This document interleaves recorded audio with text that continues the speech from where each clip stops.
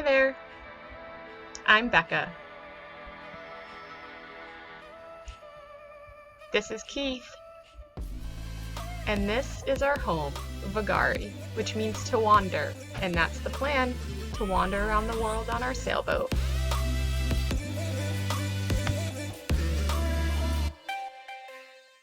Okay, so boat tour. All right. What should we show people? Well, this is obviously the cockpit. That's obviously the helm.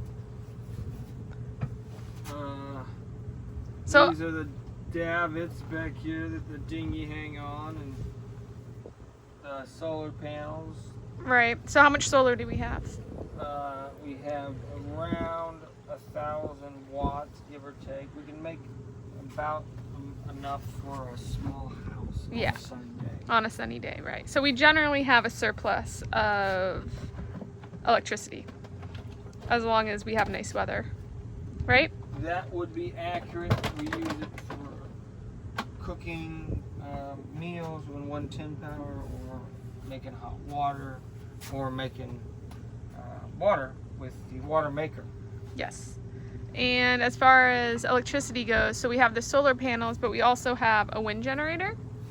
That'd be great. So maybe I can get that in a picture, in a shot. Maybe. Without falling off the boat would be key. But there it is up there. Spinning away. Looks slower in video. There you go. And what else? We have a generator if needed. Yeah, we have a diesel 5.5 kilowatt generator that's used. And where does that live? That lives back here underneath this. It's Okay. pretty accessible. And its job is to make sure that the batteries, there's 4 batteries that are 48 volt apiece. There's 400 amps at 48 volt. Lithium ion. Yeah, Life Pro 4 batteries that power the electric propulsion, which is 2 10 kilowatt motors. Right, so that's unique. So most people have a diesel powered sailboat. That is accurate. That is And accurate. when we bought our boat, our diesel was not in good shape, which we knew when we bought it, that we were probably gonna have to repower, which we envisioned using a diesel motor, replacing it with a diesel motor. Correct, and then we just happened to chance thing. We can talk more about it another time, but the electric motor became a viable option, and we looked into it, made the decision to do it. It has its advantages and disadvantages, just like anything on a boat. But I think both of us would say resoundingly that we would rather have this setup than not have this setup. For sure. And so that's pretty much the electricity situation. And then this is a pretty big cockpit, we should say. Yeah, huge cockpit. Comfortably sleeps 4 under passage, 8 for drinks. Yeah. We have canvas up, so this is our lovely canvas that our canvas guy Don made us, which kept us mostly dry during the passage here. Yeah. The cockpit shower over there on that side. Oh yeah, Just basic stuff. that's in here, which is really actually quite nice. I can't do it one-handed, but I think you got a person down there. ta-da! Cockpit shower. So there's the shower head.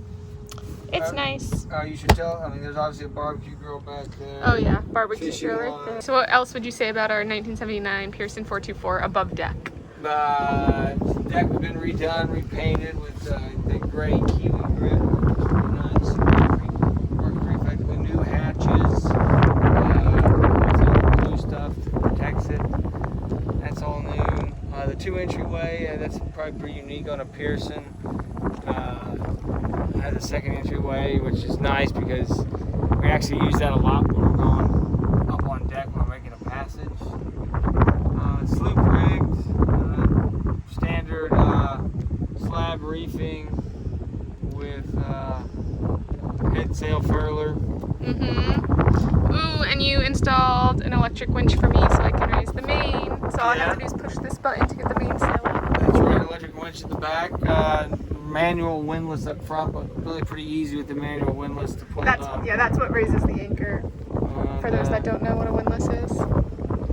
That's it, really, above deck. That's what it shoots. Pretty much a standard night 1970s, early 80s, well-built fiberglass boat. We'll take care of it. Hey, you want to follow me down, and I'll show down below? I will hold this and you go down. Okay. You're coming down from the cockpit, which is where you're at, and you sail on day or night. You get off your watch, and then you come down, and this is what you'd see on this side. Here you go. This is the navigation station. So Keith rebuilt the desk. This was a giant mess when we bought the boat, but so we have a desk that lifts up and has stuff in it. Storage down below. Obviously, everything that gets powered basically is all back here. I don't know. Is there anything you want to say about all the hard work you did with this? No, that's all. And that's where all the electrical. That's where the heart and like the guts of the brains of everything's at. But Yeah, we have an inverter, which is awesome. yeah, so that's nice. So we can turn on the inverter as opposed to the generator, and we get 110, and we can run our air conditioner off our batteries or anything we want to for a period of time. Which is awesome. And then that's on this, and then on the other side when you walk down. Yeah, so the boat's unique because we have a nice big aft cabin bed, which normally you don't because you have a diesel motor that needs to be somewhere, but this boat was reverse mounted with the diesel, so it sits far back and gives you more space back here. A lot of times you just have like a quarter berth or a small bed. So really big bed for like a aft cockpit, right?